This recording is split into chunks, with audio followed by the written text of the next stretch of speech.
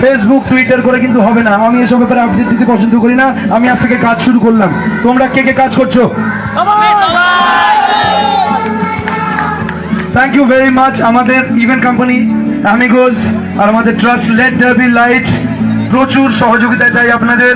আমরা আজ থেকে আমাদের লোগো লঞ্চ করলাম anti rape. Thank you so much ভাই। এই জন্যই না এই মানুষটা এতটাই প্রিয় সবার কাছে। হ্যাঁ, আমি অরিজিৎ সিং এর কথা বলছি। তিনি অলরেডি একটা অ্যান্টি রেপ ক্যাম্পেইন শুরু করেছে।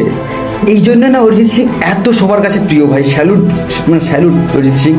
এই জন্যই সবার কাছে অরিজিৎ সিং এতটাই প্রিয় ভাই। এখানে আমাদের এই আরজি করে ঘটনা নিয়ে আমাদের বাংলা ইন্ডাস্ট্রি কেউ একটা কথা বলতে আসেনি। মানে কেউ সেই জায়গায় দাঁড়িয়ে অলরেডি অরিজিৎ সিং আগে থেকে একটা অ্যান্টি রেপ ক্যাম্পেইন অলরেডি শুরু করে দিয়েছে।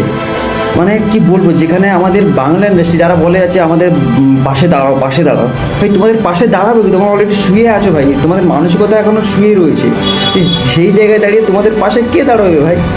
যেখানে বলিউডের আয়ুষ্মান খুরানা থেকে শুরু করে কঙ্গনা রানাউত থেকে শুরু করে আরও অনেকের যার পাশে দাঁড়িয়েছে এই আরজিকের ঘটনা নিয়ে। আর সেখানে আজ মানে একদিন হলো জাস্ট আমাদের বাংলা ইন্ডাস্ট্রির মানুষকে দেখতে পেয়েছি, চোখের কান্না ভাসাচ্ছে, কেউ আবার রাস্তায় নেমে বলছে।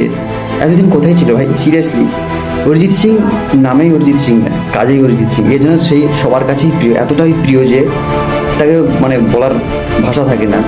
সবার আগে একটা কথা বলতে চাইস, মানুষের মনটা সব থেকে বড় দরকার আর মানসিকতাটা, তাহলে সব ঠিক হয়ে যাবে। আর তাহলে সবাই তাকে অনেকটা নিয়ে প্রাউড ফিল করবে।